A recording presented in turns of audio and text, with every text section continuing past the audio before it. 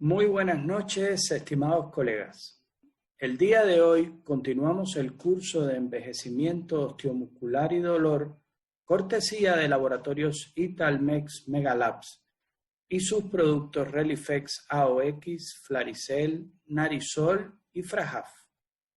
Nuestra moderadora en la noche de hoy es la doctora María de la Luz Ortiz Gutiérrez. Ella es especialista en ortopedia y traumatología, miembro del Colegio Mexicano de Ortopedia y del capítulo de ortopedia geriátrica. Recuerden que en toda la sesión ustedes cuentan con un chat y en él pueden ir poniendo las preguntas y el médico al que le quieren hacer esta pregunta para que nosotros al final de la sesión podamos hacérselas a cada uno de ellos y responderlas directamente. También les recuerdo que deben mantener durante toda la sesión apagado su micrófono y su cámara para no molestar al ponente. A nombre de Italmex Megalab y las marcas participantes, muchas gracias. Los dejo con la doctora María de la Luz Ortiz Gutiérrez. Adelante, doctora. Buenas noches a todos. Les damos la bienvenida a este segundo módulo del curso de envejecimiento y dolor osteomuscular, en el que veremos los síndromes geriátricos. El objetivo es que conozcamos la serie de signos y síntomas que van a adolecer a nuestros pacientes geriátricos, a nuestros viejos, y que pueden condicionarnos a algún problema, complicación o alterarnos el curso y la evolución de una patología musculoesquelética. Debemos tener en cuenta que nuestra población se encuentra en estado de envejecimiento, la pirámide poblacional va cambiando, se está haciendo una población cada vez más mayor y va a requerir cuidados especiales y manejo que no tiene nada que ver con una medicina tan tradicional. En este sentido, el paciente geriátrico tiene una serie de necesidades muy diferentes a cualquier otro paciente, pues ya padece comorbilidades o algunas otras patologías que alteran su vida diaria, que incluso le alteran la calidad de vida. En este sentido, nosotros debemos saber que la medicina tiene que adecuarse al paciente geriátrico, no el paciente geriátrico a la medicina. Tenemos que darle las mejores opciones, las mejores formas de manejo, de tratamiento para que podamos reintegrarlo si es que ha presentado alguna lesión osteomuscular o si es que padece dolor crónico a una mejor calidad de vida. En este sentido, tenemos tres ponentes cuya experiencia, arduo trabajo y además el compromiso importante que tienen con la enseñanza y con los pacientes en general, nos van a hablar de algunos, de los tres síndromes que consideramos son más importantes en cuanto a que pueden afectar más la evolución del paciente.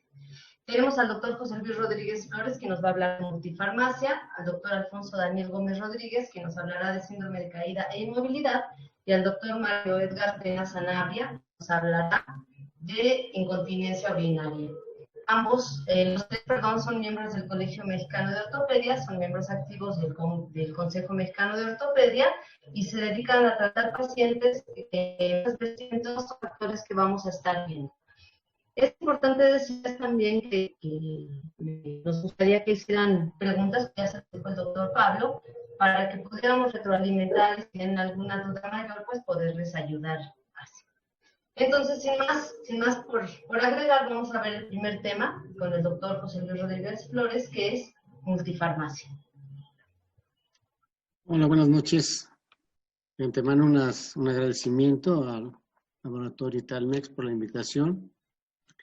Y en este caso vamos a hablar de lo que es el síndrome geriátrico, que tiene que ver con la polifarmacia y que prácticamente la polifarmacia es clínicamente relevante desde el punto de vista clínico debido a que se asocia con un mayor riesgo de desarrollar síndromes geriátricos, entre los cuales destacan el delirio, el deterioro cognitivo, así como la incontinencia y entre otros eventos adversos, lo que repercute en la pérdida de la funcionalidad y la menor calidad de vida.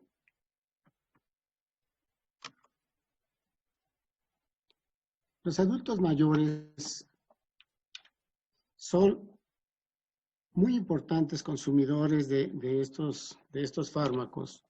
1/3 de las prescripciones de medicamentos son hechos en esta población. Las revisiones sistemáticas han demostrado una significativa relación entre el uso de medicamentos y un mayor riesgo de presentar desenlaces negativos relevantes para la calidad de vida de esta población y, sobre todo, aumentando la mortalidad de estos pacientes. No corre mi presentación, Marcelo. Ya. Datos estadounidenses nos muestran que hasta un 30% del total de las prescripciones de fármacos son realizadas en adultos mayores. Esta cifra especialmente es llamativa por considerar que esto corresponde solo al 15 al 18% de esta población total. Además de la prescripción formal de medicamentos, un 40% de la población adulto mayor usa regularmente al menos un fármaco de venta libre y además también de prescripción o de autoprescripción, que es lo más común que tienen este tipo de pacientes. Un 65% de los adultos mayores utiliza regularmente más de 3 medicamentos y un 20% toma hasta 10 prescripciones en una misma semana. Esta alta tasa de uso de medicamentos está asociada a un riesgo elevado de desenlaces negativos en los adultos mayores. Esto llega a tener hasta un 50% de complicaciones o de reacciones adversas a estos medicamentos.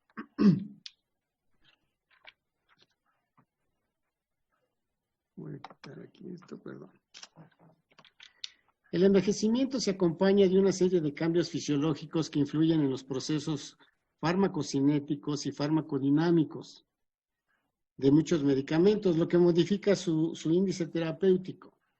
Estos cambios afectan los procesos de absorción, distribución, metabolismo y excreción de los fármacos. Hay cambios en el compromiso corporal, por ejemplo, donde la grasa corporal aumenta, la masa magra corporal disminuye y el agua corporal total disminuye. En este caso, la distribución de fármacos, cuando existe una agua corporal total disminuida, altera la distribución de los fármacos hidrosolubles y se aumentan las concentraciones de estos medicamentos. Y como ejemplo tenemos la digoxina, el litio, algunos antibióticos como los aminoglucósidos. Y esto de alguna forma pues influye a que tengamos una reacción adversa con mayor probabilidad.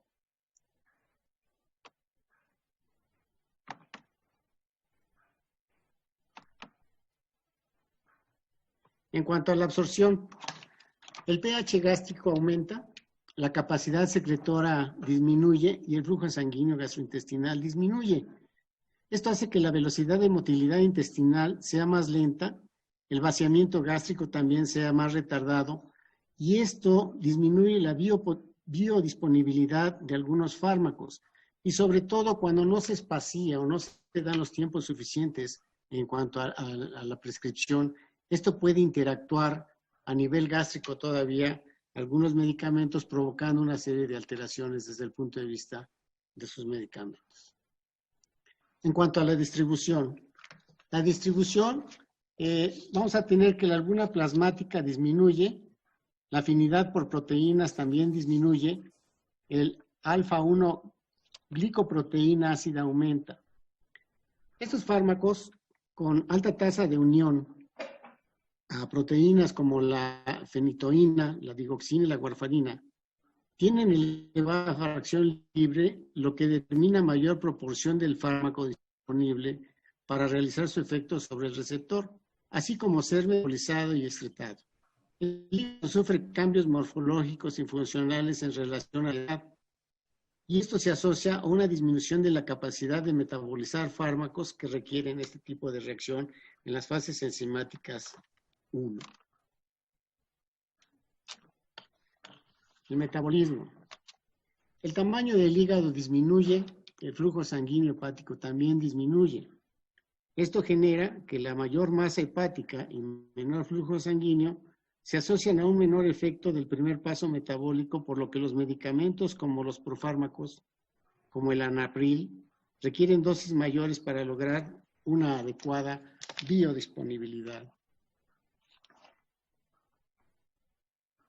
En cuanto a la función renal vamos a ver que la velocidad de filtración glomerular, así como el flujo plasmático renal, disminuye. Esto determina cambios importantes en la capacidad excretora de los fármacos. Por lo tal, algunos de los medicamentos que frecuentemente requieren ajuste de dosis por función renal incluyen antihipertensivos, hipolipemiantes, hipnóticos y ansiolíticos. Aquí lo que sucede es que si no se ajustan la dosis en los pacientes con insuficiencia renal y no se aumentan los intervalos de dosificación, lo que va a pasar es que los intervalos de ser, por ejemplo, cada 6 horas se van a alargar hasta 13 horas. ¿Por qué? Por una falta de eliminación y el medicamento sigue teniendo una circulación continua. Bueno, hablemos ahora de lo que son los medicamentos potencialmente inapropiados. Existen varios criterios. Hay una herramienta que es las siglas de StopStar, que son publicadas por Gallagher desde el 2018 y posteriormente por Beers se han ido modificando hasta el 2015, en donde son un grupo de medicamentos que tienen un riesgo aumentado para desarrollar reacciones adversas superior al beneficio clínico. Son medicamentos que se utilizan con una frecuencia o duración mayor a la recomendada, que tienen una interacción nociva con otros medicamentos y existe duplicación de los principios activos. De estos, hay los 3 grupos principales, son estos 3, los anticolinérgicos, los AINES y los benzodiazepínicos. En cuanto al grupo terapéutico de medicamentos anticolinérgicos, se tiene toda esta gama que están ustedes viendo, y que a pesar de las múltiples evidencias que los asocia con un aumento de la morbimorbilidad, la institucionalización, el declive funcional, el deterioro cognitivo y la mortalidad, se siguen utilizando en una forma muy rutinaria. En cuanto a los analgésicos y antiinflamatorios no esteroideos, que se presentan algunos en esta lista, estos tienen un mayor riesgo de enfermedad ulcerosa o hemorragia digestiva. Estos pueden generar un empeoramiento de las enfermedades cardiovasculares, así como interacción con fármacos como son los anticoagulantes, los antihipertensivos y así como los cumarínicos. Y estos muy frecuentemente en el adulto mayor provocan hiponatremia.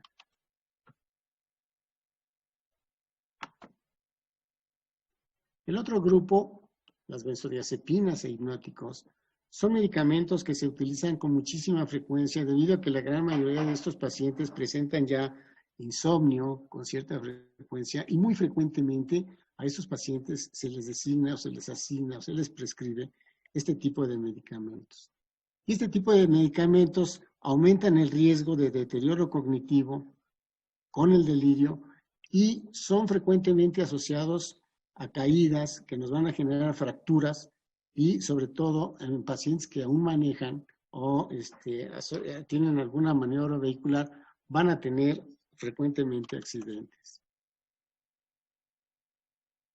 Concluyendo, el elevado consumo de fármacos, los cambios fisiológicos asociados al envejecimiento y a alta prevalencia de polipatología y polifarmacia tienen un mayor riesgo de presentar reacciones adversas a los medicamentos, con desenlaces negativos relevantes para su calidad de vida.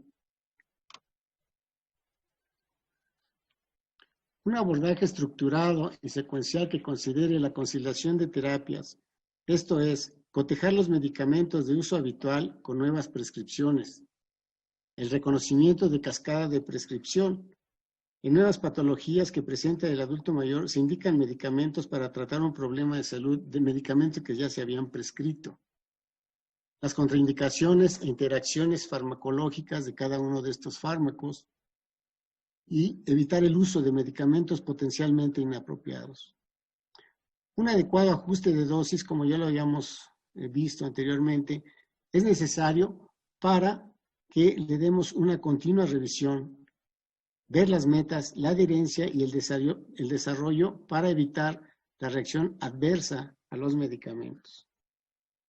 Esto puede ayudar a la seguridad de la prescripción de los medicamentos para este tipo de pacientes y sobre todo el cuidar. Recordemos que no es el adulto mayor no es un adulto chiquito. Los medicamentos deben de tener una prescripción precisa y sobre todo considerar todos estos datos que hemos comentado para evitar las reacciones adversas. La polifarmacia es algo que muy frecuentemente los pacientes tienen y muy pocas veces nosotros hemos visto o hemos tratado y definimos qué tipo de medicamentos podemos y debemos de dar. Bien, como hemos visto, la fisiología del adulto mayor es notablemente diferente a la de una persona más joven y por ello debemos tener cuidado de qué tipo de medicamentos se le prescriben. Recordemos que ellos ya traen patologías de base que necesitan también medicamentos y si tienen alguna lesión tendremos que agregarles otro.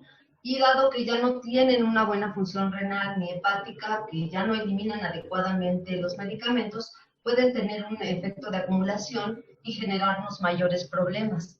Recordemos que algunos de estos medicamentos pueden alterar tanto su sentido del oído como la vista y el equilibrio y pudieran llegar a caer. Si el paciente cae, se fractura, se lesiona y después permanece en un estado de postración, nos va a generar también muchos problemas para volverlo a rehabilitar, para volverlo a integrar a su vida común. Por eso es que otro de los síndromes que se tiene que conocer y que tenemos que manejar y saber de qué forma atacarlo cuando se presenta es el síndrome de caídas y de postración. Para ello tenemos al doctor Daniel Gómez Rodríguez que nos va a hablar de ello. Muy buenas noches. Vamos a hablar del síndrome de caídas. Y todo inicia aquí.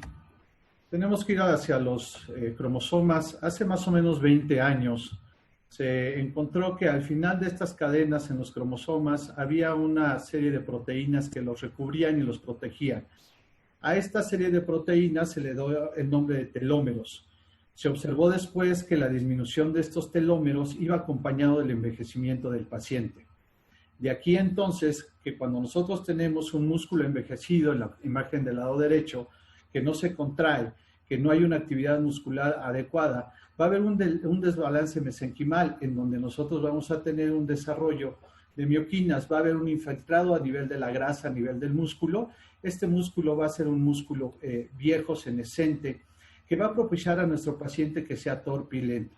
Por otro lado, cuando tenemos músculos activos, cuando tenemos una actividad muscular adecuada, la ericina, que es una hormona que ahora se ha dado a conocer como la hormona de la juventud, va a ayudarnos a nivel mesenquimal a que no haya un aumento en la formación de células grasas, sino que haya un balance y haya una formación de hueso adecuado. Asimismo, va a haber una disminución en la infiltración grasa, vamos a tener un músculo sano y fuerte, vamos a tener una relación capilar con músculo adecuada, una motoneurona alfa adecuada, no hay pérdida de esta y con esta vamos a tener una actividad muscular adecuada de nuestro paciente, lo cual va a evitar la caída de nuestro paciente. Bien, la Organización Mundial de la Salud lo va a definir como la consecuencia de cualquier acontecimiento, el cual va a precipitar a nuestro paciente hacia el suelo. Esto va a ser obviamente contra su voluntad y puede acompañarse o no de la pérdida de la conciencia del paciente. ¿Y por qué es importante? Ya lo decía la doctora Luz María. Esta es nuestra pirámide poblacional de 2005 al 2050, en el cual observamos del 2005 al 2010 que la base de esa pirámide va disminuyendo. Hacia el 2030 esa base se ha perdido y al 2050 ya no hay una base de pirámide. Hay un ensanchamiento de nuestra población muy importante y nos iremos haciendo una población vieja. Pues bien, el síndrome locomotor se va a reconocer como la condición de las personas con enfermedad musculoesquelética que tienen muchas probabilidades de requerir cuidados de enfermería. Alemania, España, Japón, que son países muy dedicados a sus pacientes geriátricos, identifican esto de cuidados de enfermería, buscan ellos a la población en riesgo y lejos de darles enfermeras, lo que ellos tratan es de rescatar a estos pacientes y de llevarlos otra vez a que sean pacientes activos y evitar dependencias, tanto sociales, económicas y del sector salud. El síndrome locomotor se va a especificar entonces como la fragilidad física con enfermedad musculoesquelética sin fragilidad social o cognitiva.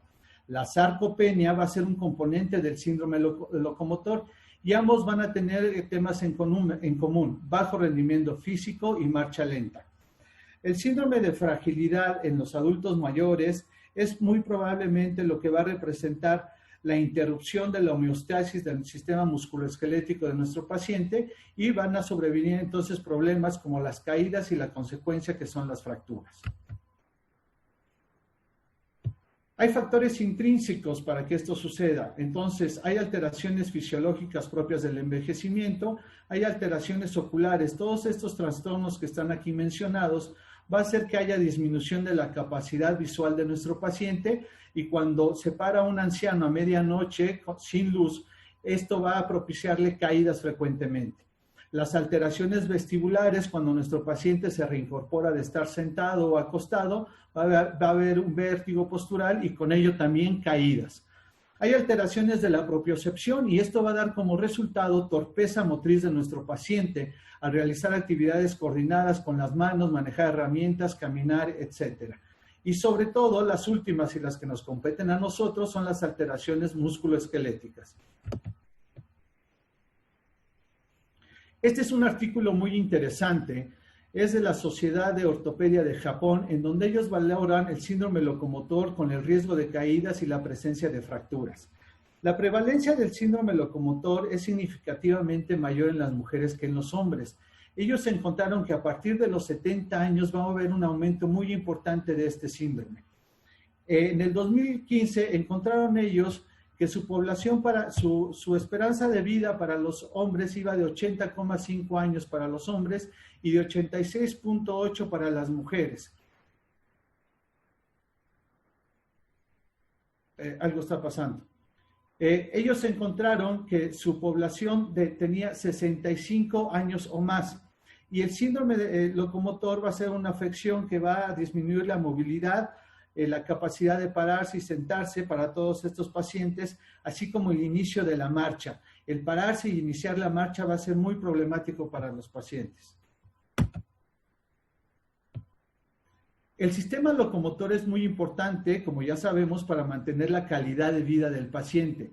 Estos países europeos hablan de calidad de vida a la capacidad del paciente de ser autónomo, de no tener dependencias, de poder comer solo, de poder bañarse solo. Y las articulaciones, los huesos, los nervios periféricos y los músculos van a afectar directamente las actividades de la vida diaria y por ende van a tener una calidad de vida mala a los pacientes.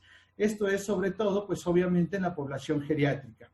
Los tres componentes principales que comprenden el sistema locomotor, como ya sabemos, es el soporte dado por los huesos, la movilidad y la absorción de impacto dada por las articulaciones, los discos intervertebrales, el hueso subcondral. Debemos de poner un énfasis muy importante en el hueso subcondral, no solo en el cartílago. Las alteraciones que pasen a nivel del hueso subcondral reflejarán alteraciones a nivel del cartílago y viceversa.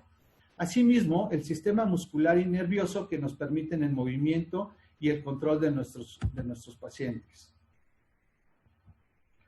Ellos encontraron que la incidencia de caídas en las personas mayores con síndrome locomotor iba hasta el 34,2%. Esta incidencia es superior a la de la población mayor en general. La tasa de población sin síndrome locomotor de caídas era del 15 al 20%. Los adultos mayores que presentaron dolor en rodilla, esto es muy importante, es muy interesante. Ellos encontraron que los pacientes que tenían dolor en la rodilla tenían una prevalencia de caídas hasta del 30% más que aquellos que no tenían dolor. Los pacientes con diagnósticos clínicos de artrosis en la rodilla tienen un mayor riesgo de fracturas no vertebrales que los pacientes que no tienen este problema. Se habla que hasta el 63% de estos pacientes van a tener problemas de caídas y la reina de las fracturas por caídas en pacientes mayores, pues ya sabemos que es la cadera.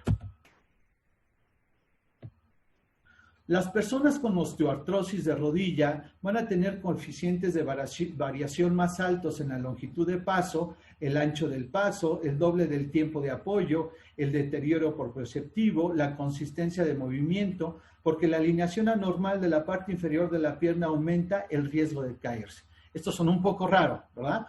Pues bien, ¿qué es lo que nos quiere decir todo esto? Cuando nosotros vemos al paciente anciano caminar en un ciclo de la marcha que son 2 pasos, de forma normal nosotros damos los 2 pasos en la misma longitud. Mantenemos ambos pies el mismo tiempo en el suelo. Mantenemos el ancho de pisada exactamente igual de un pie en el otro. En los pacientes adultos no sucede así. Recuerden, un paciente adulto va a dar un paso más corto que el otro. Va a ir arrastrando los pies. ¿Por qué? Porque no hay una propiocepción. Ellos buscan sentir su pie en el piso porque no tienen ya la conciencia espacial de dónde están sus pies con relación al piso.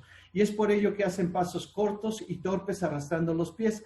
Aunado a esto, las alteraciones a nivel de la columna, del eje de la columna, con los pacientes que tienen alteraciones por espondiloartrosis, cifosis torácicas o lumbares, van a hacer que el eje de la columna se adelante, que el eje vaya hacia adelante, y esto va a propiciar caídas de nuestros pacientes porque los adultos mayores se avientan hacia adelante por pérdida de este eje y tienen pérdida también de la fuerza torácica y lumbar. Encontraron ellos que hasta el 39% de las personas con espondilosis lumbar probablemente tenían caídas múltiples. Los pacientes con estenosis lumbar y los pacientes con osteoartritis manifestaban más caídas en comparación a los pacientes que no tenían problemas de ello. Y encontraron también algo muy interesante, toda una marcha y alteraciones neurogénicas por esta patología. Además, encontraron otra relación muy interesante. Encontraron ellos que hasta el 74.3% de los pacientes con estenosis espinal lumbar iban a presentar una deficiencia de vitamina D. Recordemos que la vitamina D se ha dado a conocer en la última década como la vitamina de la juventud. Recordemos que es el antioxidante más importante y más potente con el cual podemos tener. De ahí partimos que nosotros, cuando hacemos una batería de estudio en nuestros pacientes mayores, tenemos que tener una determinación de la vitamina D. Pero ojo, no debemos de caer en el error de hacer una determinación de vitamina D3 o D2. Tenemos que hacer una determinación de D total, de vitamina D total. Asimismo, tenemos que observar si existen deficiencias en su dieta, recomendarle los alimentos ricos en vitamina D, o en su caso ayudarles con suplementos para que tengan valores adecuados de vitamina D.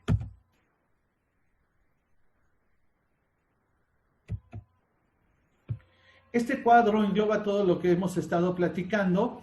Nos habla entonces de las estructuras de soporte, el hueso, las estructuras que nos dan un amortiguador que absorben las cargas, que son los cartílagos articulares, los discos intervertebrales y el hueso subcondral. Y lo que nos provee de movimiento, que son los músculos y los nervios. Cuando hay alteraciones a estos 3 niveles, a nivel del hueso, vamos a tener entonces una osteoporosis, una fragilidad ósea y como resultado una fractura. A nivel de las articulaciones vamos a tener osteoartrosis, vamos a tener deformidades lumbares, y a nivel de los músculos y de los nervios vamos a tener sarcopenia, vamos a tener pérdidas importantes de la motoneurona alfa periférica y con ello un control neurológico inadecuado. Como resultado de estas patologías, el paciente de forma clínica va a presentar entonces dolor, va a tener rigidez, va a tener debilidad muscular y un desbalance muscular inadecuado y neurológico. De la misma forma, entonces, vamos a desarrollar en estos pacientes problemas para que el paciente se pueda poner de pie, para que pueda caminar. Y esto lo lleva a que el paciente tenga una restricción en sus arcos de movilidad, que sea un paciente que no se pueda parar o iniciar una marcha o continuar una marcha, y que además sean pacientes que necesiten cuidados por un periodo prolongado de su vida.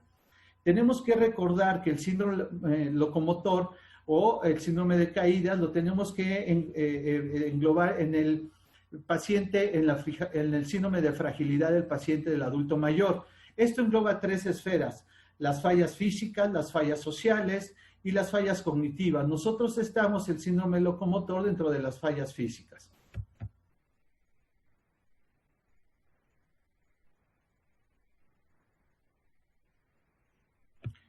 Estas dos tablas son muy interesantes. Los japoneses hacen una valoración de los pacientes que están en riesgo de síndrome locomotor, les piden que realicen 2 pasos y esta medición de estos 2 pasos, los más largos que ellos puedan realizar, se suman la longitud de estos 2 pasos para después dividirlos por el tamaño del paciente, se saca una escala, se hace una medición en sus gráficas dependiendo, ellos tienen muy específico la región de donde es el paciente, la región de Japón, asimismo de la talla, el sexo y la edad de los pacientes. Y con ello determinan si el paciente tiene probabilidades de encontrarse en un síndrome locomotor.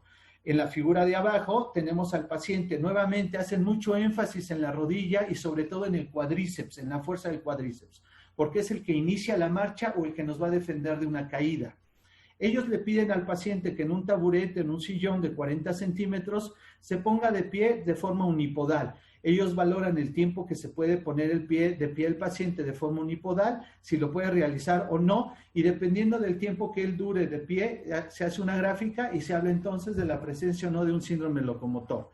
En la figura de la derecha tenemos a un paciente, igual se hace la prueba, pero ahora de forma bipodal. El paciente se debe de parar de un taburete de 40 o de 30 centímetros, vemos el tiempo que tarda en realizarlo, si necesita ayuda o no. Estas son pruebas interesantes de los japoneses. Sin embargo, la tabla de la derecha yo creo que es una tabla muy competitiva y muy completa que podemos desarrollar en nuestro consultorio y tenerla a la mano. La primera habla de la capacidad del equilibrio del paciente. Le vamos a pedir que se ponga de pie con los pies paralelos. Vamos a ver cuánto tiempo puede durar así sin moverse, sin mover esos pies. Si lo puede realizar o no, se van graficando en puntos. La siguiente prueba es pedirle al paciente que haga un semitándem, se valora cuánto tiempo puede mantener el paciente en esa posición y se dan puntajes. Y por último, se le pide al paciente que haga un tándem, se valora si lo puede hacer, cuánto tiempo puede durar en ese tándem y en la tabla de abajo se valora la velocidad. La prueba se denomina Stand Up and Go. Esto quiere decir que el paciente va a estar sentado, se va a parar y va a recorrer una distancia de 4 metros o 3 metros de forma continua en 2 ocasiones. Graficamos esos dos recorridos, sacamos una media y se toman puntajes de cuántos segundos tardó en recorrer el paciente y se van colocando valores.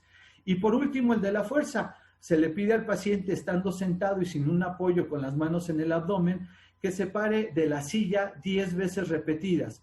Vemos nosotros qué tiempo se tarda el paciente en realizarlo. Se suma la puntuación de estas 3 pruebas y entonces vemos la capacidad locomotora de nuestro paciente.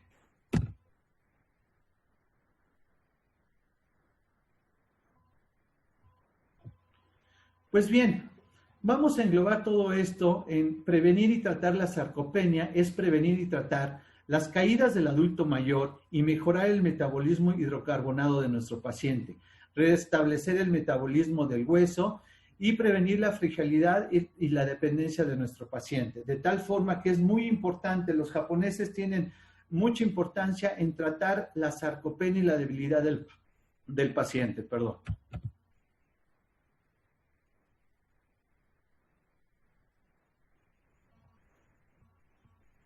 Pues bien, hay otros factores que también tenemos que tomar en cuenta que si bien no son del ámbito médico, sí son recomendaciones que tenemos que hacer de forma general a nuestro paciente.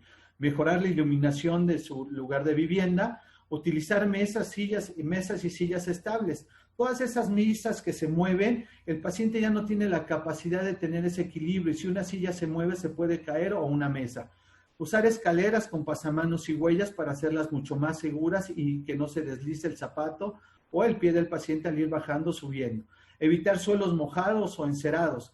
Quitar los muebles que obstruyen el paso. En la casa de un paciente adulto mayor no debe de haber mesas de centro o mesas de teléfono o sillas.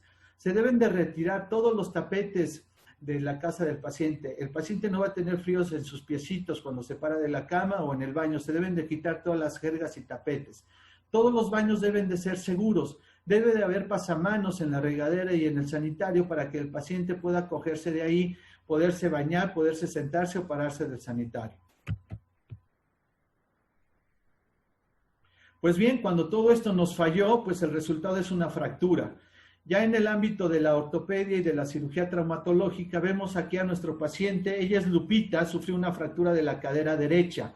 Tenemos que tener en cuenta que el síndrome de gravedad 0 está presente en estos pacientes de forma muy grave. Cuando nosotros abandonamos a nuestro paciente en su cama y solo vamos sobre el bulto, diría mi maestro, sobre la fractura, descuidamos factores muy importantes que van a llevar al fracaso o al éxito de la cirugía.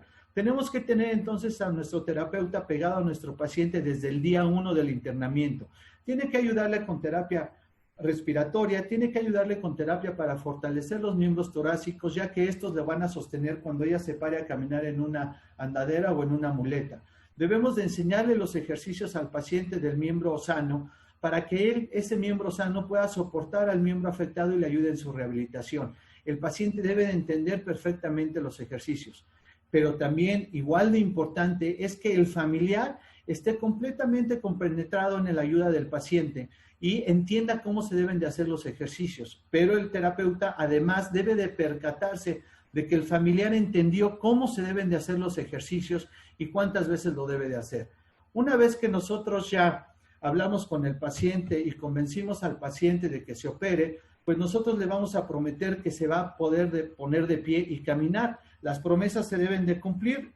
Nosotros le prometimos que se iba a poner a caminar y ella nos prometió regalarnos una botella de Oaxaca, ya se imaginan qué es. Muchas gracias, buenas noches. Pues como hemos escuchado, es muy importante conocer este síndrome, porque si bien es cierto que cuando el paciente presenta una caída puede ser el inicio del fin, tenemos que rehabilitarlo rápidamente. Y entonces conocer tanto los factores intrínsecos como extrínsecos que nos pueden ocasionar una caída nos ayuda a poder estar al pendiente, quitar estos elementos que pueden afectarlo y estarlo evaluando y revisando constantemente. Hacerle una revisión ocular, hacer una revisión de sus oídos, porque son dos de las causas principales que nos hacen que los pacientes se caigan.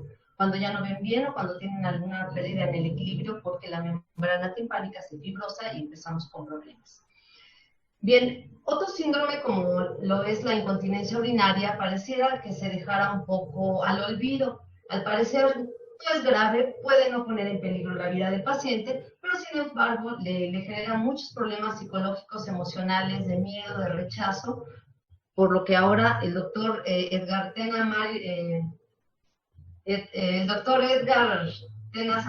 Sanabria, nos va a hablar sobre el síndrome de incontinencia urinaria, para que veamos la importancia que tiene que tratemos también este padecimiento.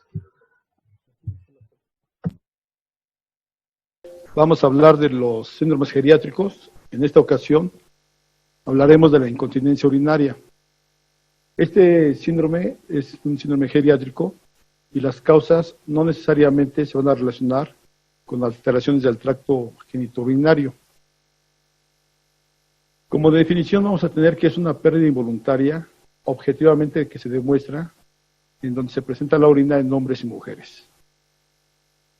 Este síndrome de incontinencia urinaria va a afectar hasta el 30% de los adultos mayores que viven dentro de la comunidad, más del 50% de los hogares de ancianos y es 2 a 3 veces más común en las mujeres. Este síndrome tiene una característica principal, en la cual su instalación va a ser súbita en menos de 6 meses, cuya causa suele ser reversible. Vamos a tener una neumotecnia, que se conoce en inglés como diapers, y nos sirve para recordar causas de insuficiencia urinaria transitoria. Entonces les decía que una característica principal de la instalación súbita en menos de 6 meses, cuya causa puede ser reversible. Existe una neumotecnia en inglés, que es la diapers, y esta nos sirve para recordar las causas de incontinencia urinaria transitoria y nos va a orientar sobre todo al estudio y al manejo de estos pacientes. Tenemos el delirio, la infección, una vaginitis atrófica, los fármacos, la condición psicológica, un exceso de producción de orina, una movilidad reducida y la impactación fecal. Entonces, aquí tenemos estas etiologías de esos pacientes. Una de las características que vamos a observar es que, de acuerdo a la edad del paciente, se va a limitar las acciones cotidianas, como ir de compras o visitar a los amigos. ¿Por qué? Porque tiene una incontinencia urinaria y se van a estar mojando constantemente. Van a generar gran dependencia y un aislamiento social. No les gusta que los vean orinados o que huelan mal. Tenemos la incontinencia urinaria aguda, que es de 3 a 4 semanas. Y la incontinencia urinaria crónica, que va a ser de más de 4 semanas. Tenemos 5 tipos de incontinencia urinaria. Tenemos la incontinencia urinaria de esfuerzo, la incontinencia funcional, la incontinencia de urgencias, una incontinencia de rebosamiento y la incontinencia mixta. Aquí vamos a ver que tenemos causas comunes de incontinencia, como es el estrés, en donde vamos a observar pérdida involuntaria de orina en pequeñas cantidades. Aquí va a haber un aumento en la presión intraabdominal, la cual se va a realizar al toser, al reír o al realizar ejercicios abdominales, donde vamos a observar una relajación del peso pélvico. ¿Qué causa nos va a traer esto? Los músculos débiles del piso pélvico, como es un parto, un embarazo o la menopausia, sobre todo en las mujeres, con una debilidad del esfínter uretral. Esto también puede ser ocasionado por una cirugía posturológica. Tenemos la incontinencia de urgencias, en donde vamos a observar que hay fugas de orina por grandes volúmenes. Esto se va a producir por contracciones involuntarias de los músculos de la vejiga. Aquí vamos a encontrar que tenemos una hipersensibilidad de la vejiga y esta puede ser causada por infecciones o trastornos neurológicos. Las causas comunes es que existe una hiperactividad del detrusor, que va a estar asociada con tumores, cálculos, obstrucción del flujo de salida, trastornos del sistema nervioso central. Tenemos el rebosamiento. Este rebosamiento que vamos a observar aquí nos va a traer una fuga de orina, pero esto va a ser en pequeñas cantidades. Va a ser causada por fuerzas mecánicas y es una vejiga que va a estar sobredistendida. Otros defectos de retención pueden ser que exista una obstrucción anatómica a nivel de la uretra. Las causas comunes que vemos son las estenosis, la próstata, una hipertrofia prostática, un cistocele, una vejiga contráctil que va a estar asociada con diabetes o lesiones de columna vertebral a nivel de la lesión del cordón, así como lesiones de médula espinal y otras debido al efecto de la medicación. Tenemos la funcional, que es una alteración del funcionamiento del sistema nervioso central, en el cual vamos a observar que hay un deterioro cognitivo y un disfuncionamiento físico. Tenemos las causas, que es la demencia severa u otros trastornos neurológicos, además de factores psicológicos como la depresión y una hostilidad. En la incontinencia mixta va a ser una combinación entre los tipos de incontinencia que ya les mencioné, en los cuales va a predominar incontinencia urinaria de esfuerzo y la incontinencia de urgencia. Aquí debemos tener en cuenta que puede estar asociada con enfermedades concomitantes crónicas, unas limitaciones funcionales, la polifarmacia que ya nos platicaron y aspectos cognitivos del paciente. Aquí en esta diapositiva vamos a empezar las condiciones de la incontinencia urinaria, como puede ser la enfermedad de Alzheimer, la diabetes mellitus, enfermedades de Parkinson, el estreñimiento, la menopausia, una hiperplasia prostática benigna o una enfermedad vascular cerebral. Todos estos tipos de enfermedades van a estar relacionadas con una incontinencia urinaria. Aquí tenemos unas partes en donde vamos a observar que hay alteraciones de la función sexual, se van a restringir las actividades, va a interferir en las relaciones interpersonales, va a disminuir la autoestima y por lo tanto nos va a afectar en el aumento de la carga del cuidador, en una carga del aumento de la carga financiera, en causa de ansiedad o depresión, y nos va a traer un daño de forma significativa tanto en el bienestar psicológico como en la calidad de salud. Recordemos que este aumento de la carga financiera es cuando los pacientes empiezan a comprar pañales y son muy caros todo esto, así como la carga del cuidador. En las mujeres, ¿qué efectos vamos a tener? Vamos a tener la edad, que van a ser mayores de 65 años, va a estar relacionado a la raza o la etnia, va a estar alterado a los partos, va a estar alterado por los partos, va a haber histerectomía con una pérdida del soporte de los órganos pélvicos, la terapia hormonal oral, va a haber como una pérdida del estrógeno de la menopausia, la obesidad, que va a haber una sobrecarga y eso va a traer sobrecargas en el piso pélvico, el deterioro cognitivo, una discapacidad de la movilidad y la diabetes. En los hombres también tenemos de edad, que puede ser de mayores de 65 a 70 años, que presenten una depresión mayor, una hiperplasia prostática benigna, hipertensión, así como también discapacidad de movilidad, deterioro cognitivo, obesidad o diabetes. Otras condiciones de la incontinencia urinaria son comunes después de un accidente cerebrovascular, en donde se nos va a presentar esta incontinencia, pero de acuerdo a cómo vaya recuperando, se va a recuperar esta.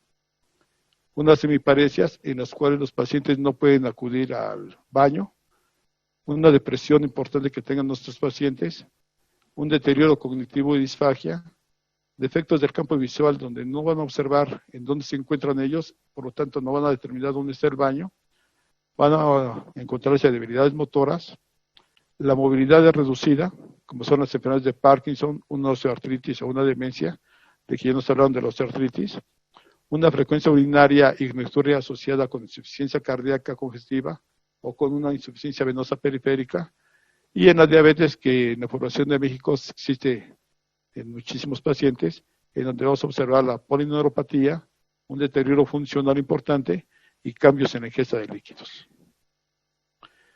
Y aquí cabe la duda, ¿qué vamos a preguntar cuando se nos llega un paciente? ¿Alguna vez gotea orina cuando no lo desea? ¿Alguna vez gotea orina cuando tose, estornuda o ríe? ¿Usted toma alguna droga o medicamentos? ¿Presenta infección urinaria o estreñimiento? ¿Ha tenido cirugías de tracto urinario, por ejemplo la prostatectomía, o tiene diabetes? Muchos pacientes no refieren que tienen incontinencia urinaria porque les da pena decirlo.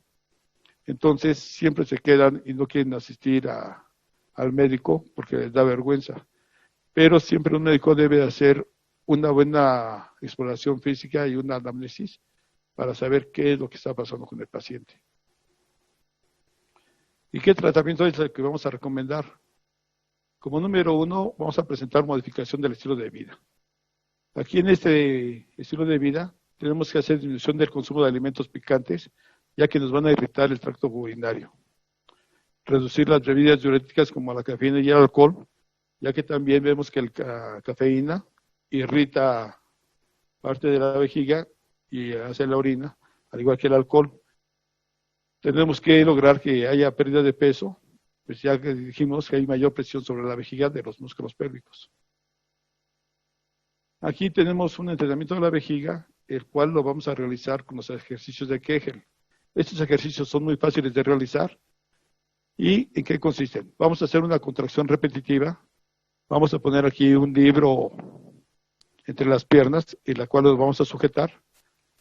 Vamos a relajar en esta posición los músculos del piso pélvico y en esta posición vamos a traer una contracción de los músculos para tener mejores abdominales y mejores músculos pélvicos. Si la paciente no pueden hacerlo por sí solos, tenemos que apoyarnos de una terapéutica, la cual esta terapeuta nos va a ayudar a que el paciente realice o trate de realizar este tipo de ejercicios. Este tipo de ejercicios no se va a presentar de la noche a la mañana, que ya lo hice 2 días y ya se me quitó, sino que va a pasar 2 o 3 meses para que empiecen a tener mayor cuidado de su vejiga y mejor control de la misma, y mejor calidad de músculos. De tratamiento farmacológico, ya nos habían comentado de los anticolinérgicos. Entonces, tenemos que usar medicamentos anticolinérgicos que bloqueen los receptores muscarínicos principalmente. Estos van a actuar sobre los músculos lisos y las glándulas exógenas. Estos medicamentos se van a utilizar para la vejiga hiperactiva, en donde se recomienda la oxibutinina, la tolterodina, el trospium, la propiverina y el fluoxato. Aquí lo que recomiendan mucho los urólogos es el trospium. Tenemos otros medicamentos como la duloxetina, que es un antidepresivo tricíclico, el cual va a reducir la incontinencia urinaria de esfuerzo. También se recomiendan los estrógenos, pero no por vía oral. Se recomiendan por aplicación de crema o mediante aros vaginales, y estos se utilizan para una incontinencia de esfuerzo. El miravigrón es un beta-3 agonista de receptor adrenérgico y se va a utilizar para una vejiga hiperactiva. Y tenemos la fenilpropanolamina, que es un agente simpático mimético, el cual va a estimular directamente el músculo liso del esfínter uretral y va a traer que disminuya la incompetencia del esfínter uretral. Gracias. Bueno, también vamos a ver que existen cambios anatómicos y fisiológicos del tracto urinario. Este deterioro va a ser a nivel central y los centros de control relacionados con la continencia. Los cambios fisiológicos que vamos a estar observando en el adulto mayor se van a poder evidenciar a distintos niveles y van a generar alteraciones que van a disminuir la posibilidad de continencia. Entonces, nosotros tenemos que ver que la incontinencia urinaria va a impactar negativamente en la calidad de la vida de nuestros pacientes adultos mayores, y esto va a implicar no solamente el trato del urólogo o de la terapéutica, es un tratamiento integral y multidisciplinario para que el paciente pueda mejorar en su día a día y que tenga una mejor calidad de vida. Gracias. Bueno, pues conocer estos síndromes y otros más que encontramos en la literatura nos ayudará a 3 cosas. Primero, a prevenir que nuestro paciente se deteriore o que caiga en alguno de ellos. Segundo, a conocer, evaluar y saber medir si el paciente ya lo tenemos enclaustrado en alguno de estos síndromes. Y el tercero, en ayudar al tratamiento, a mejorar y a reintegrarlo a una calidad de vida mejor. Estos síndromes, cuando no se tratan, caen propiamente en una caída libre que nos lleva a un estado de fragilidad. Y el estado de fragilidad es el que finalmente puede llevar al paciente incluso a la muerte, porque en muchas ocasiones es irreversible. Entonces quiero aprovechar para invitarlos a la siguiente sesión, el módulo 3, que será precisamente la evaluación del estado de fragilidad en el paciente geriátrico. Es importante conocerlo porque, como les digo, podemos englobar todos los síndromes o características de los síndromes en este de fragilidad. Y quiero comentarles también que el participar en estas sesiones se está trabajando para que se pueda obtener puntaje y esto sirva para la recertificación tanto de nuestros compañeros ortopedistas como de los demás médicos que nos acompañen también en esta sesión. Y ahora los dejo ya para que empecemos con las sesiones de preguntas y respuestas. Muchas gracias.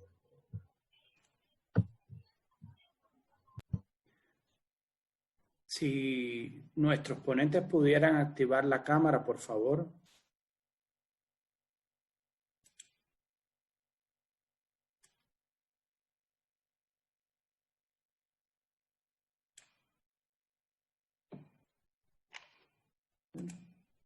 Perfecto.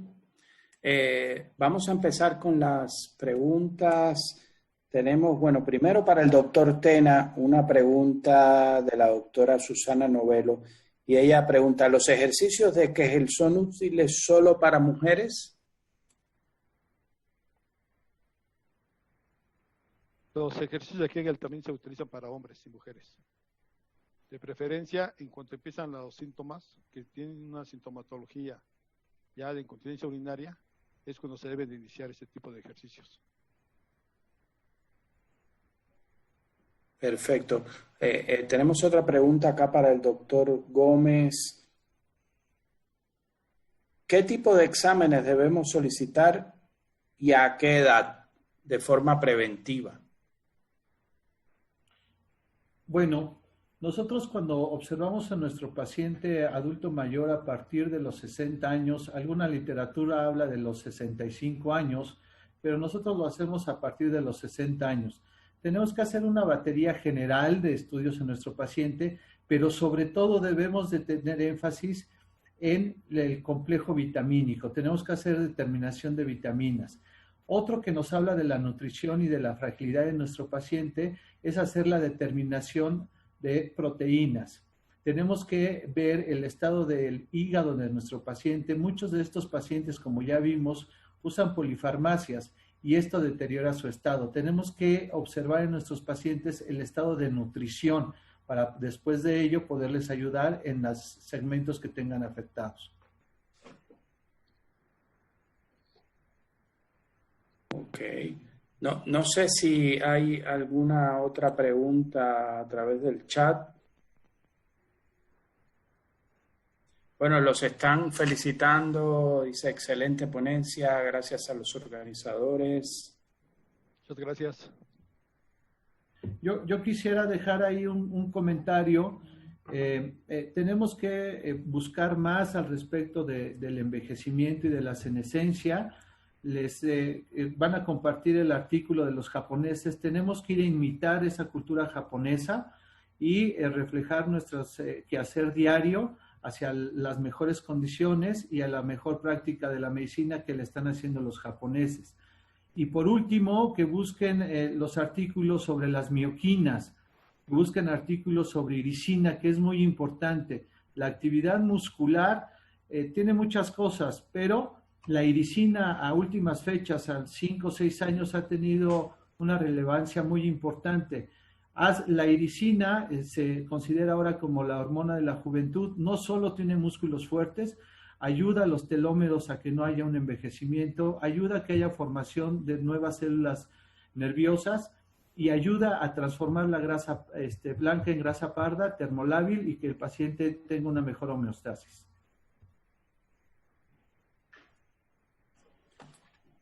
Es muy interesante.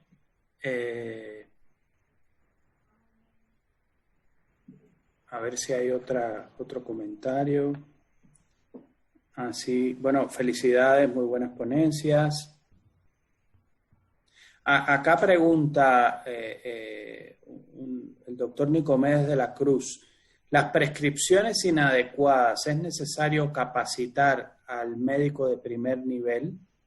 Es decir, ¿hay prescripciones inadecuadas con frecuencia y ustedes creen que sea importante capacitar al médico general? Bueno, yo creo que aquí la situación de la capacitación, yo creo que todos conocemos la farmacología, pero precisamente el hacer los comentarios acerca de los cambios que tiene el adulto mayor, tiene que hacer una serie de ajustes, como se había mencionado en la plática, acerca de cada uno de estos medicamentos. El problema no es tanto el capacitar, sino hay que saber los cambios fisiológicos que tiene el adulto mayor precisamente para poder prescribir un fármaco y que este fármaco no sea más dañino al beneficio que le va a dar. Prácticamente el hablar de hacer una especie de documentación adecuada del médico general, yo creo que no. Lo que comentaba al último, había un anuncio que decía que el adulto mayor o el viejo era un niño en relación a las prescripciones. Eso no es real. Debemos de considerar que el deterioro de todo el organismo del adulto mayor va a generar cambios, precisamente lo que habíamos hablado en la plática, que debe de tener ajustes propiamente a todos los medicamentos y saber qué medicamentos, como habíamos mencionado, son, entre comillas, mal indicados o propiamente mal indicados, que es lo que se menciona. Realmente esto tiene mucho que ver para conocer precisamente qué tipo de deterioro tiene el paciente o el anciano, el adulto mayor, perdón, para poder prescribir sin dañar, que ese sería el gran detalle. Bueno, aquí no quiero hacer adelante. Aquí hay fármacos que se dan para ciertas enfermedades de los pacientes. No te escuchas. ¿Ahí me escuchan? Sí. Hay ciertos Sí. fármacos que se les da para un tratamiento específico a los pacientes, pero siempre hay que ver cuál es el mecanismo de acción y cuáles son las posibles complicaciones. Hay pacientes a los que se les está dando diuréticos de asa por algún motivo de insuficiencia renal, pero esto nos va a aumentar la diuresis y una urgencia miccional del paciente. Hay antipsicóticos como tipo haloperidol que se les da frecuentemente a estos pacientes también, y este va a tener un efecto anticolinérgico. lo cual va a tener una alteración en el músculo liso y va a presentar que los pacientes se orinen.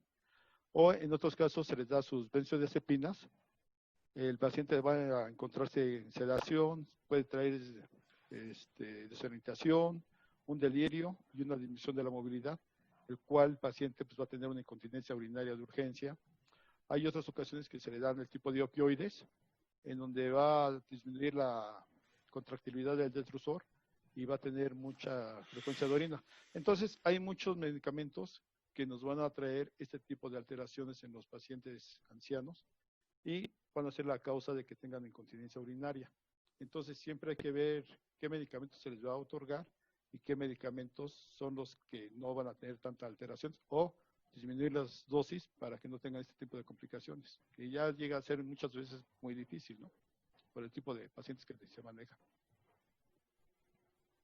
Acá nos preguntan varias cosas más. Preguntan alrededor la sirinicina, si se encuentra en algún alimento, si esta sustancia está en algún alimento.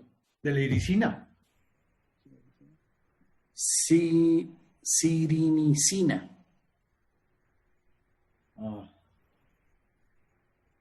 No, lo ignoro. La iricina es una hormona que se secreta con la actividad muscular. Puede encontrarse en frutos rojos o en la avena, pero se secreta cuando tenemos actividad muscular, cuando hacemos ejercicios de resistencia por más de 30, 40 minutos, es lo que se ha visto que ahí se secreta la hormona. Pero hablando de la iricina nada más. Ok. ¿Cómo se puede realizar una prueba de orina de 24 horas en una mujer incontinente? Ahí sí está difícil. Yo creo que aquí al paciente, Con sonda. o sea, es muy difícil realizar ese tipo de estudios. No sé qué opinas tú, José Luis. Yo creo que ahí lo que comúnmente se hace es se colocan sondas y se hace la colección de orina de 24 horas. Es la única forma de los pacientes incontinentes. Es muy difícil que tú puedas hacer una recolección de 24 horas en un paciente que no va a sentir a qué horas o en algún esfuerzo se va a salir la orina.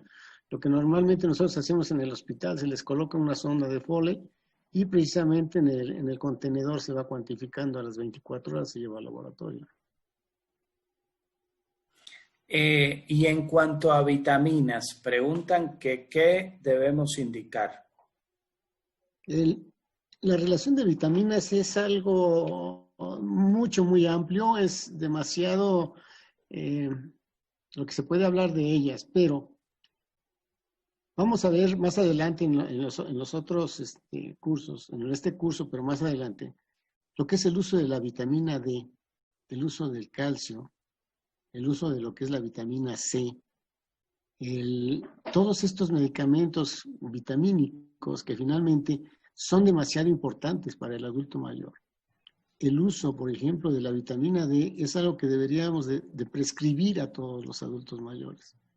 ¿Por qué? Porque hay un desbalance, hay una pérdida en el metabolismo de la vitamina D y es muy útil para una serie de alteraciones metabólicas y sobre todo parte del tratamiento con el calcio para la osteoporosis.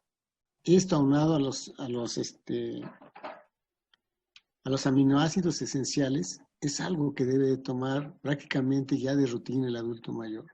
Vitamina C, ácido fólico, vitamina D, calcio, son lo más común que debe de tener, o más bien debe ser algo ya que debe de prescribirse a todos los adultos mayores, aparte de todo aquello que vamos a manejar como bifosfonatos en caso de osteoporosis y una serie de medicamentos que se pueden utilizar. Actualmente se está utilizando también el zinc como parte esencial para aumentar la inmunidad del paciente o mejorar el estado cognitivo del adulto mayor. Entonces, se puede hablar muchísimo de medicamentos, pero los que le había comentado yo creo que son los más importantes que debemos de manejar en el adulto mayor ya de rutina.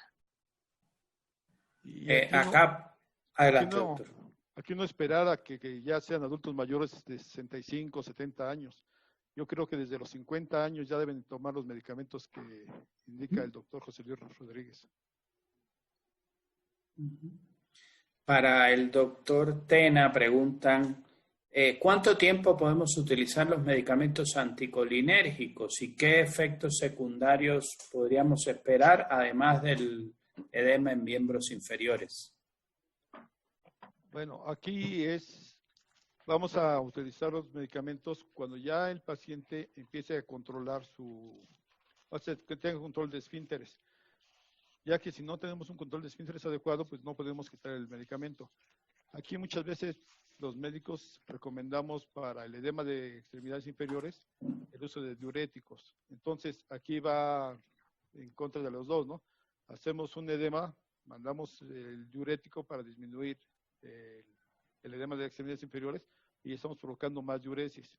Entonces, si tenemos un paciente que ya de por sí ya es incontinente, pues vamos a aumentar la incontinencia. Entonces, aquí es una por otra. Vamos a ver qué tanto mejora el paciente en un momento determinado y qué tanto está presentando insuficiencia en las extremidades, un edema. Y hay que ver cuál es la causa de ese edema de las extremidades. Acá hay un comentario del doctor Ramón Colorado. Él dice, uno de los factores, además de los que ya se mencionaron, que se relacionan con las caídas en el anciano, es el uso inadecuado del bastón o de las andaderas. Es un comentario, ¿no? No tiene... Sí, claro, siempre que los ortopedistas o los médicos en general recomendamos el uso de bastón o de muletas, estamos obligados a enseñarles cómo se usa.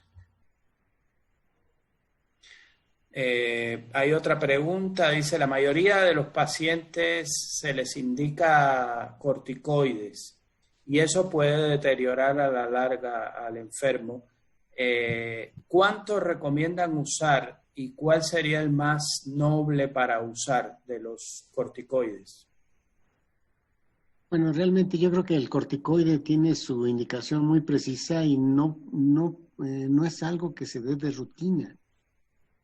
Realmente se dará a pacientes con artritis reumatoide, alguna enfermedad específica, pero realmente no es un medicamento que se dé rutinariamente, digamos. ¿Y por cuánto tiempo? Bueno, eso va a depender el por qué se le esté dando. Lo que sí, pues sabemos todos los efectos colaterales que generan los esteroides y que finalmente puede ser desde un Cushing, una inmunosupresión, un problema disoniano. O sea, hay muchos factores o muchas complicaciones que puede dar los esteroides, pero creo que no es un medicamento que se utilice en forma común. Yo creo que ahí habría que evaluar realmente el por qué se le da y eso dependería del tiempo y la dosis que se les daría. Un comentario del doctor Mario César Gómez, dice que excelente ponencia, dice que se abordaron aspectos médicos, bioquímicos, funcionales. Él comenta, dice, creo que faltó la importancia de la familia en el apoyo y cuidado de los adultos mayores. ¿Es un comentario? Sí, esa situación se va a manejar también durante el curso, porque realmente el aspecto social es demasiado importante y más en nuestra sociedad. Nosotros vemos en el hospital donde hay adultos mayores donde van y los dejan prácticamente, y sobre todo en fin de año, en fin de año van a que se los guardemos una semana, 2 semanas y no van por ellos, o sea, hay un abandono social muy importante. Esto aunado un tanto al problema económico, pero otro tanto al educacional de la gente. Pero sí, el aspecto social yo creo que tiene muchísimo que ver en el manejo y sobre todo en la atención al adulto mayor. Prácticamente esto que nosotros estamos manejando en relación a lo que es la geriatría o la ortogeriatría, tiene por objetivo precisamente llevar al anciano a que sea totalmente independiente, lo más posible, a la mayor edad posible que pueda ser independiente. Y todo esto tiene que ver precisamente por eso, para que no sea una carga a su familia y no tenga un abandono social, ¿sí? Principalmente primero de su familia y después de la sociedad. Acá nos preguntan, ¿qué estudios debemos solicitar en un paciente con COVID que está teniendo una secuela aguda de insuficiencia renal y hepática posterior a la infección? Híjole, ese es un tema ahorita muy, muy difícil porque todavía no se sabe exactamente cuál es el origen de la insuficiencia renal. Si es un problema, como está pasando a nivel pulmonar, si es un problema de fibrosis aunado con problema vascular, o es otro tipo de insuficiencia renal, o otra causa de la insuficiencia renal, por lo cual es muy difícil hablar de una medicación. Lo que hemos visto en los hospitales donde yo trabajo, realmente lo único que se están dando tratamientos de mantenimiento con diuréticos, forzar un poquito la diuresis para que precisamente siga funcionando ese riñón, pero lo que hemos visto es que prácticamente después del problema pulmonar viene el problema renal, el problema hepático y empieza a haber la falla múltiple y por eso muere el paciente. Es muy difícil hablar ahorita de qué tipo de tratamiento específico se pudiera dar para este tipo de problemas. Sí, entiendo. Comentan que a la pandemia de COVID-19 se ha sumado un nuevo síntoma, el insomnio. ¿Qué medicamento inductor del sueño sugieren que cause menos problemas en el adulto mayor? Sí, aquí yo creo que las benzodiazepinas ligeras es lo más útil que podemos tener para estos pacientes. Pero esto va a depender también de muchos factores. La causa del insomnio no siempre es por estrés. Recordemos que en el adulto mayor ahí hay un problema a nivel cerebral donde hay alteraciones ya prácticamente desde el sueño propias de la edad. Entonces hay que utilizar benzodiazepinas ligeras y aquí se utiliza lo que se habla ir de más a menos. O sea, de ir de una dosis bajas a irla aumentando hasta que sea efectiva. Esa es la única forma de tratar de controlar el insomnio en el adulto mayor. Bueno, ahora nuestros coordinadores me están diciendo que tenemos la última pregunta de la doctora Araceli Cepeda. ¿Qué opinión se tiene del complejo B en pacientes geriátricos? Dice que los pacientes lo solicitan mucho para sentirse mejor. Sí, debemos de recordar que el complejo B, al final de cuentas, con la tiamina es un antineurítico propiamente. El uso de este medicamento generalmente les produce una mejora muy importante, sobre todo, por ejemplo, en pacientes diabéticos. El paciente diabético debe utilizar incluso una dosis de tiamina por lo menos una vez al mes para controlar todo el problema que tiene de la neuritis, la polineuritis.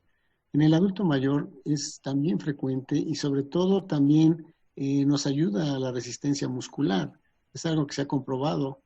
Por eso los pacientes que les ponen o les inyectan el complejo B generalmente sienten una mejoría corporal en general. Y es adecuado manejarlo, por lo menos una dosis al mes, es adecuado manejarlo en los pacientes. Bueno, doctores, muchísimas gracias. Les quiero recordar que el módulo 3, que es evaluación de la fragilidad en el anciano, lo vamos a presentar el 28 de julio.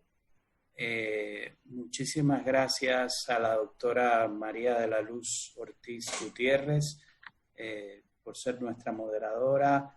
Muchísimas gracias al panel de ponentes por tan excelentes presentaciones. Tienen muchísimas felicitaciones en el chat. Se las vamos a a enviar para que vean algunas preguntitas que faltaron por responder, pero realmente son pocas. A nombre de Italmex, Megalabs y las marcas participantes, muchísimas gracias. Muchísimas gracias por estar acá con nosotros en este curso. Buenas noches.